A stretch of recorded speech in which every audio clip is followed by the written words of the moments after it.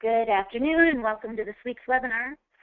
As you have probably noticed by now, we switched our day from Thursday to Tuesday because of overwhelming support and response we got to Tuesday. So hopefully this day works out for you. And every week we get numerous emails from people asking how they can access the previous webinars. And I want to let all of you know that every webinar I've ever done is available and indexed so you can easily figure out the topic you want to listen to at my website, yourobamacareadvisors.com, and click on where it says webinars. And you can access all of those for free, brought to you by Freedom Care Benefits. Also, I'm going to ask you to do me a favor. If you've enjoyed this webinar series, please shoot me an email at kaya@yourobamacareadvisors.com. That's Kaya at yourobamacareadvisors.com. And let us know that. That would be really great for me. We're doing this for free, and you'll get a lot of feedback, except I have a lot of people sign up every week.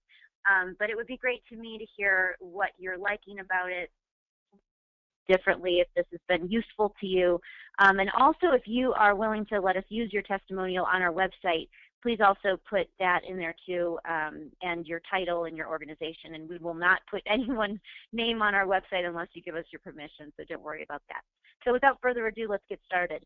So this week we're going to talk about staffing companies and basically any third-party employer arrangement. That could also include collective bargaining, unions, and also if you're a client employer who uses them, this webinar is for you.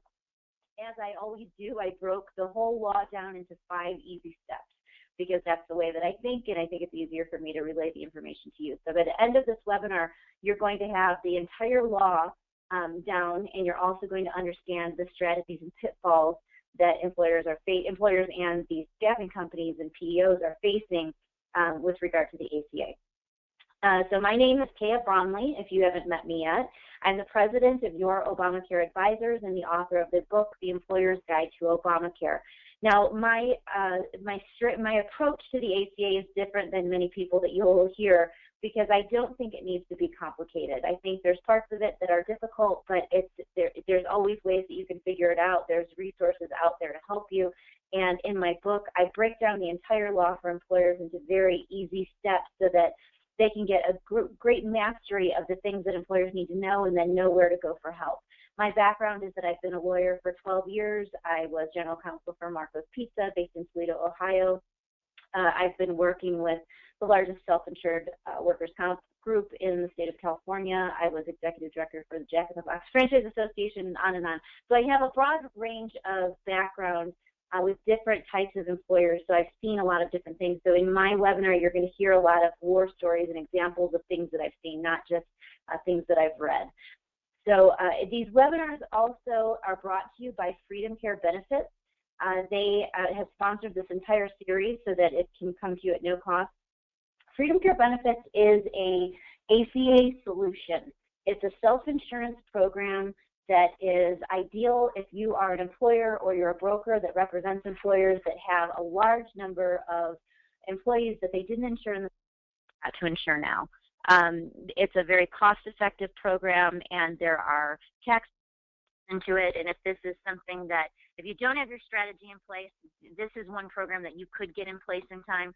And if you're a broker, you absolutely have to have this in your bag of tricks because it's a program that I actually endorsed. I helped them. I've advised them on the ACA since they started forming this program, and I'm a strong advocate of it. And if you've been on my webinars, these are my warnings that I give at the beginning. This is not a substitute for legal advice. Just like when clients want to go sign their leases and then come to us later and complain that there's terms in their lease that they can't live with, it's much cheaper to pay the lawyers or the consultants now than it will be for us to try to get you out of the penalties that you're going to face if you don't do something now.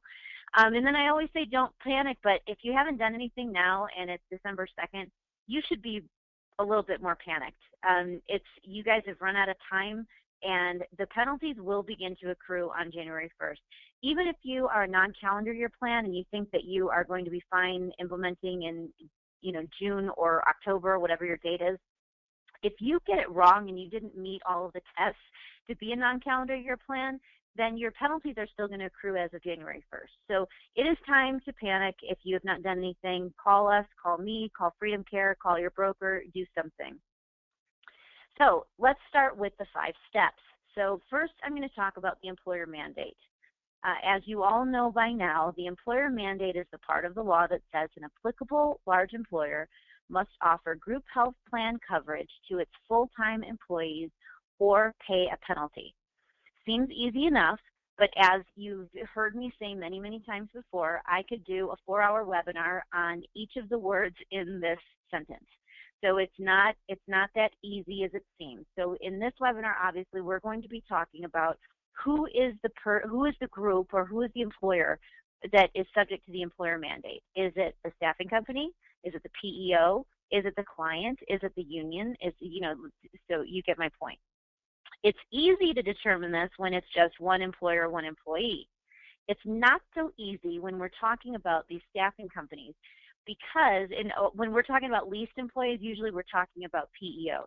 And I'm going to go through the definition of what these mean, because if you're a broker and you work with these, sometimes they're going to throw these terms around.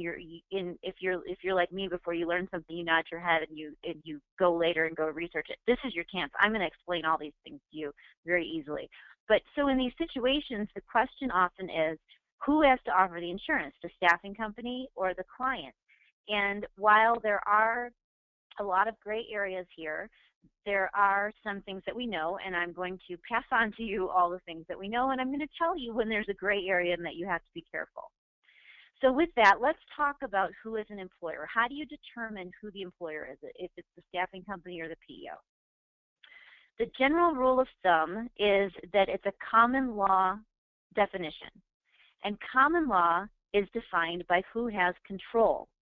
So if the employer has the right to control and direct what the person does as well as how the job is done, that employer is the common law employer.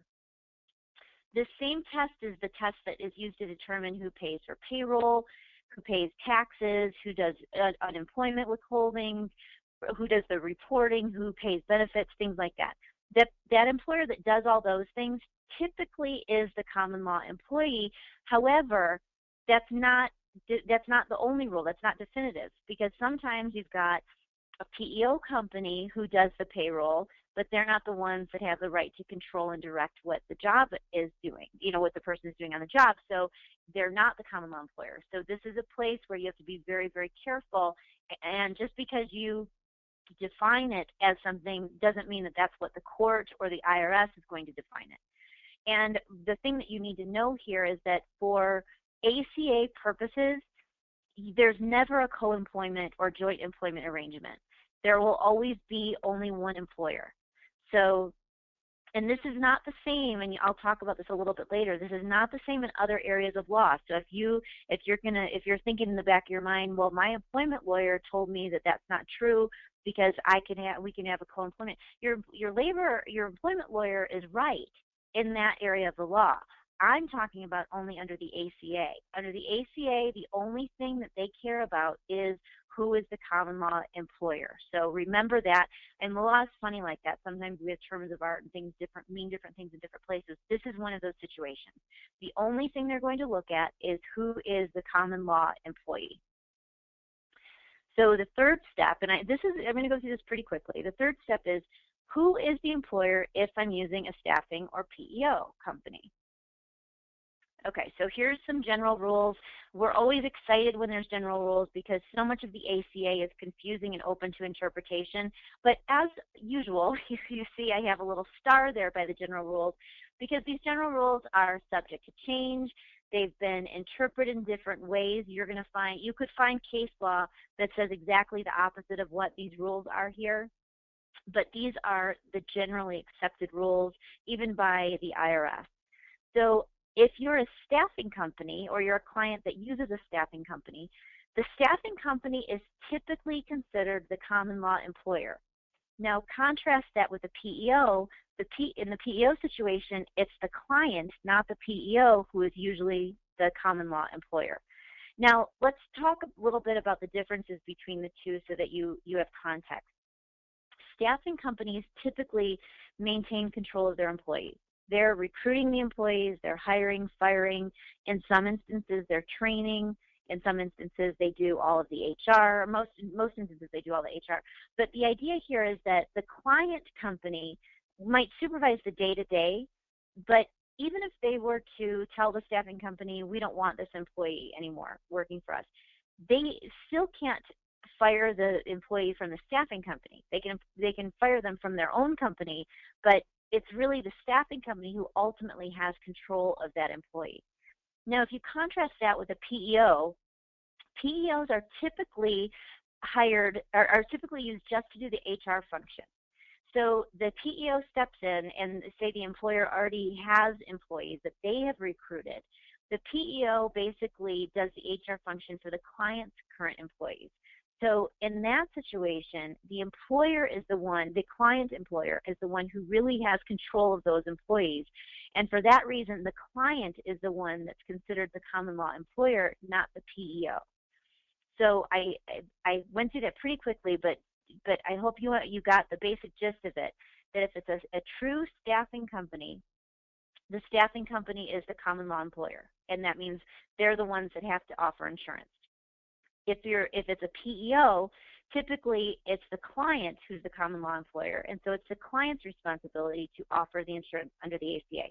The reason that I'm starting here to explain this with you is because the final regs use these terms interchangeably, which is one of the reasons why this is such a confusing area of law, and people will describe it different ways. If you Google this, lots of commentators get these concepts messed up, and they confuse it in their articles. In fact, in preparation for this webinar, in all my webinars, I always Google to see what is out there, what other information people are putting out there, to see if I agree with it. And this is one that is just filled with lots of misinformation. So I hope this is helpful to understand what these general rules are, and then I'm going to completely throw these general rules in the garbage because the ACA then confuses it later with the final reg. So let's compare and contrast. Remember I said earlier that the way common law employer is defined under the ACA is different compared to everything else. So keep that in mind, that you might have heard different definitions under ERISA, from your employment lawyer, under the IRS code, but that doesn't negate the fact that I'm telling you this is what it is under the ACA. So be very careful as you're moving forward and you're getting guidance from different people. These are very different concepts. So number 4, what must the common law employer do, and what if they are wrong? So the common law employer, we know, must offer the coverage. And like I said earlier, the ACA doesn't care what label is used. So I might call myself a staffing company or a PEO, but the test is going to come down to who is the common law employer. So even if I've got a staffing company and I say I'm offering the coverage, the IRS may come down the road in 2 years, as you've heard me talk about before. The audits aren't going to happen until way down the road. The IRS is going to come down and audit, and they're going to look at who's the common law employer in their opinion. So it doesn't matter what label you use. And so this is one of the reasons why you're going to hear me talk about the end. It's really important to deal with this in your contracts, so that you and the client employer are very clear on who is taking the responsibility for all of the responsibilities of the common law employer. And at the very end of this, I'm going to give you some really good strategies and tactics to protect yourself under any of the different interpretations. I heard one commentator recently say there's going to be as many different interpretations of this as there are IRS agents. That's scary. But luckily for you, you have me giving you this free webinar, and I'm going to give you some advice on how to protect yourself from all of these different interpretations. So let's say you're in a situation where the entity offering coverage is deemed not to be the common law employer. This gets pretty sticky. So this is especially true, let's say, in a PEO situation. Because remember, I described that the PEO is not an entity that typically has any control over the employer. So let's say the PEO is the one that offers the coverage. Well, then you trigger something called a MIWA. So if it's the PEO offering coverage, they're probably creating a MIWA, which means they're offering coverage to employees of unrelated entities. because each of their clients would be the common law employer. Now, if you are a PEO or a broker of a PEO and you're implementing a self-insured program, that's pretty dicey, because those are regulated by the state and would likely be deemed an unlicensed insurance company. Also, if you're a MIWA and you're offering a fully insured plan, you're probably running afoul of the rules of the fully insured plan, because you probably signed something saying that these were all employees of the same employer. And then finally, if you're a small group, there's a bunch of requirements too. So you have to be really careful. You can do MIWAs, but you have to make sure that you get the proper advice and you do it properly and you follow all the regulations to do it. But if you are creating a MIWA and you don't intend to, that can be very expensive and it can be a big problem for you. Also, if you're the client of the employer doing the MIWA, you could end up being exposed to penalties, because you're still going to be on the hook because you're the one that was the common law employer. Now I'm going to talk a little bit at the next point about how to avoid that liability, but you need to be very careful that you're not off the hook just because the group that you're contracting with is saying that they're taking responsibility. So keep that in mind. And then also, just as an additional bonus legal advice, actually this isn't advice, remember, a little bit of legal information. If you are a MIWA, you also have to be careful of other benefit programs that you're offering, like 401ks, retirement plans, because those also are multi-employer plans. Now, it's not to say you can't do these things. It's just that if you think that you're doing a single group plan as their employer, and you don't follow the regs to be a multi-employer plan or a MIWA, then you get in really big trouble. So be really careful there. So let's talk now about third-party offers of coverage. This would be the situation where the PEO or the staffing company offers insurance on behalf of the client. And the IRS gave us some I almost said pretty specific, but then I stopped myself, because as specific as it is, they make it ambiguous in the wording. So it's a little bit frustrating, but I have some guidelines for you to follow to understand it. So if a PEO or a staffing company offers coverage to employees and then charges the client a fee, then both sides, if all of the requirements are met, can be okay. So let me say that a different way. If I'm a client who has hired a staffing company, and the staffing company offers the coverage to the employees and then charges me a fee, then I have satisfied my employer mandate. But that's only necessary if me as the client, if I am the common law employer. So let me go to the second point there. If the staffing company is actually the common law employer, there's no need to charge me a fee. Now, even though that's the rule, you're going to see, and I represent lots of farm labor contractors, and I've spoken to lots of farm labor contractors in California and Florida. A lot of these groups are just across the board paying the fee. Even the clients are saying, no, I just want to pay the fee because it'll protect me. And that's a belt and suspenders, and I don't blame them for doing it because there's so many pitfalls in the ACA. But I just want you to understand that it's only the employer that is the common law employer that has to offer coverage. So if it is a legitimate staffing company and a client company, and the staffing company is absolutely the common law employer, then there's no need for the client to pay an additional fee. So under the ACA, there might be other, logistical reasons, cost of labor, commodity prices. There might be some other reason, which is fine, but there is no requirement under the ACA.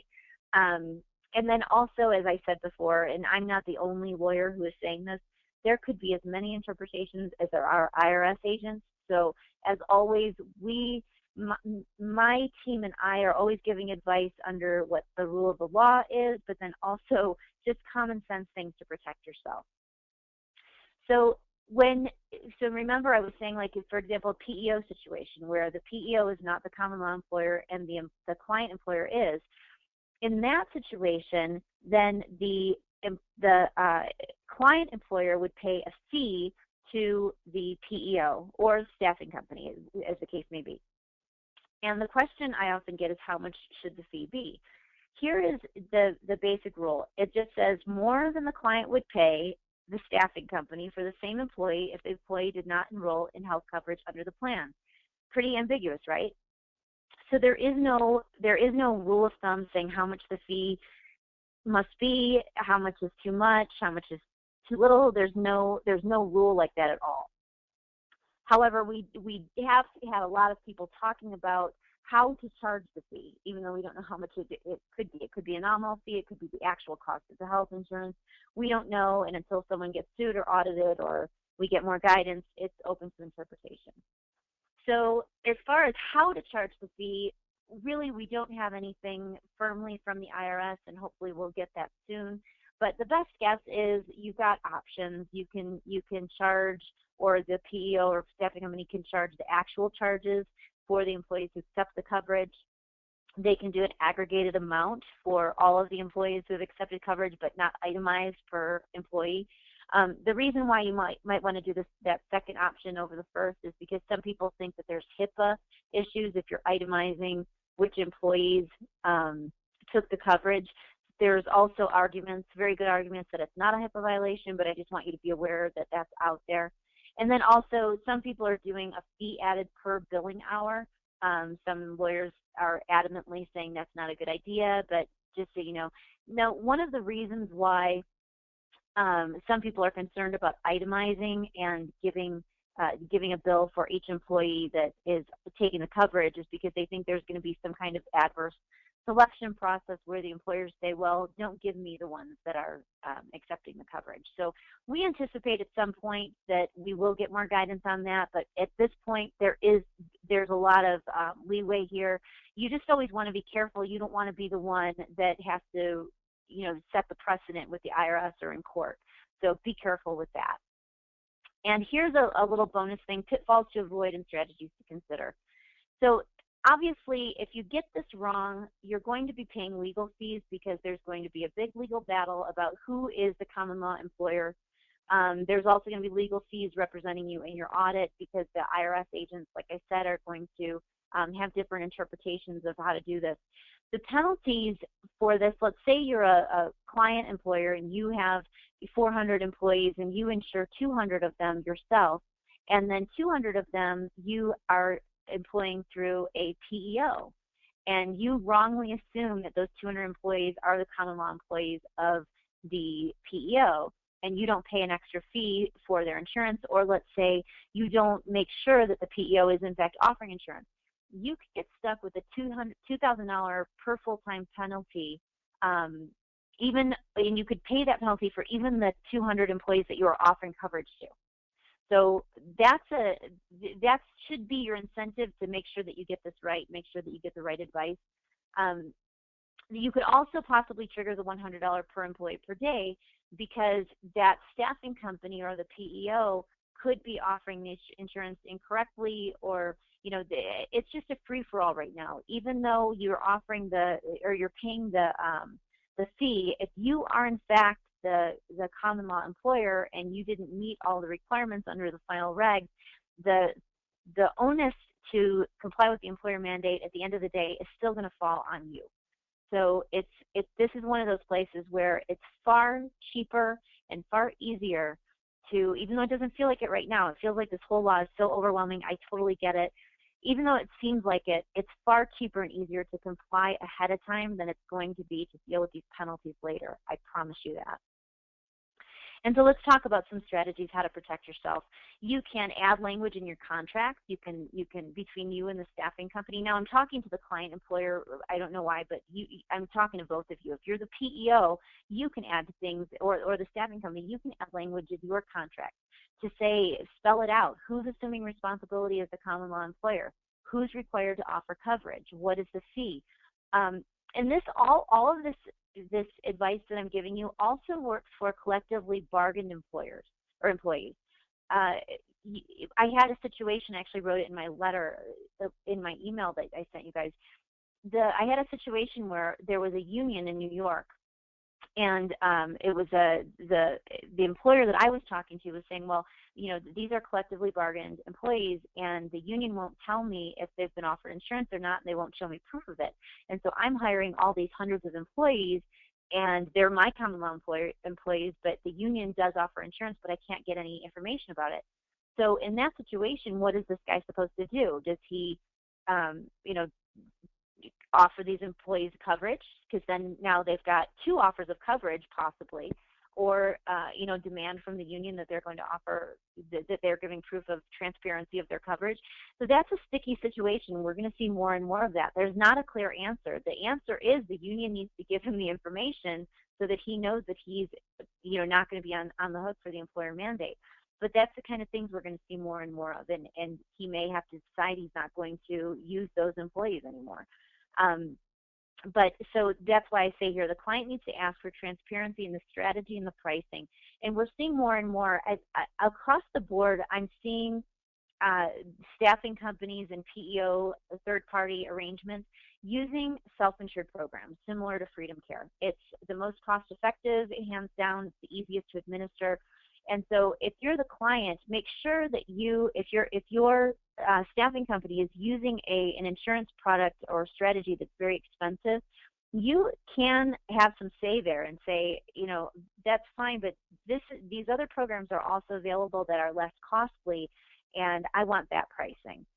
You can also, you know, bring to your staffing company or PEO's attention different products and programs and say, you know, I understand that that's what you want to offer, but this is how much I'm going to pay. And I know you only have so much negotiating power with that, but I just want you to know I'm seeing all different types of negotiations across the country. And then if you're the client organization, it's very important for you, especially if you have another, like the example I used earlier where you've got 400 employees and 200 are on your regular plan, that you have a plan document that clearly, expressly excludes the employees of the staffing firm. And you've heard me say on many of my other webinars, the plan document is something that's important anyway.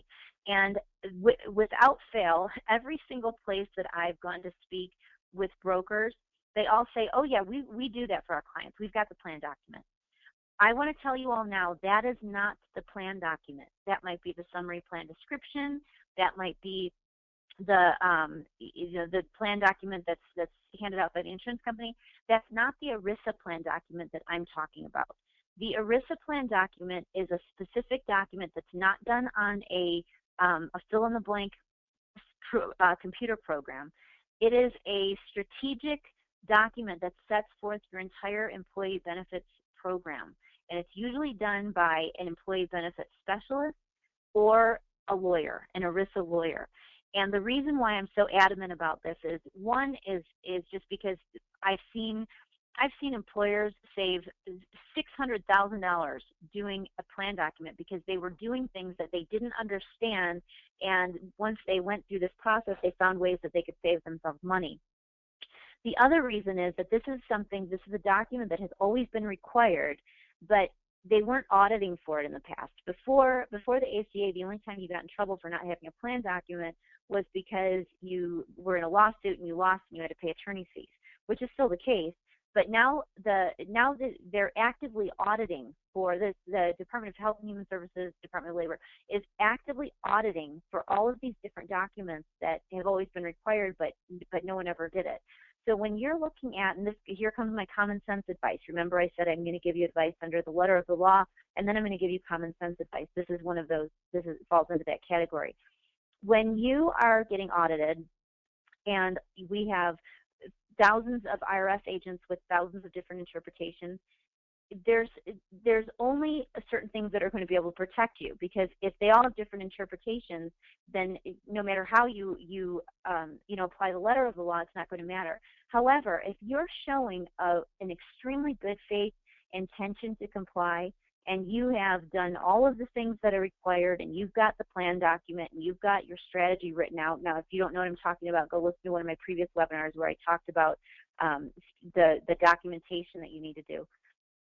And make sure that you have all that, because that it has real dollars and cents value to you.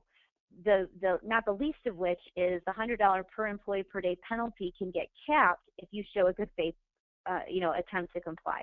But if you have thumbed your nose at certain requirements and you didn't do other things, then believe me, the IRS agents are going to start snooping into other things. If they find you didn't comply here, they can look into other areas of your business.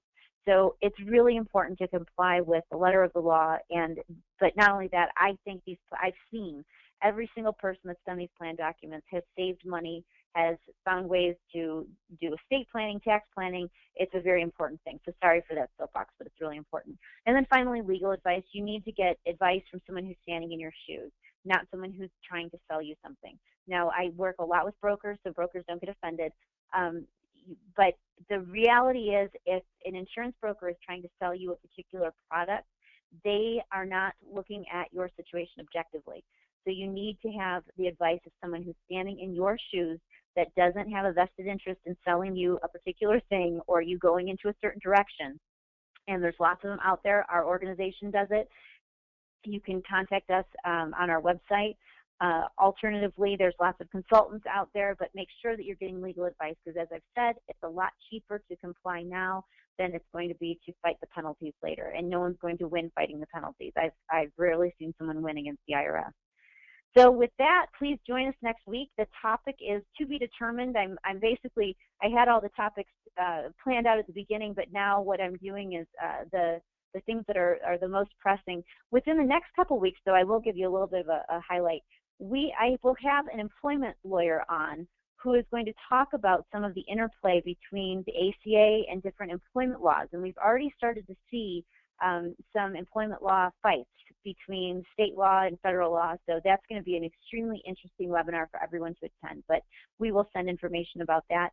And thank you again to our sponsor, Freedom Care Benefits. If you don't have this in your repertoire yet, please do check them out, freedomcarebenefits.com. As I said before, I strongly endorse them. All of our previous webinars are on our website, yourobamacareadvisors.com. And please, if these webinars have been useful to you, please shoot me an email at Kaya, K-A-Y-A, at yourobamacareadvisors.com, and give me a little testimonial. Tell me what you're liking, what you'd like to see different, if it's been helpful to you. And if you would like me to use your comments as a testimonial on my website, please make me a note of that too. And please connect with me on LinkedIn, Freedom Care, LinkedIn, Facebook, any of those. They're all on my website too. So thank you again for your time, and I hope you found this useful, and I will talk to you all again next week.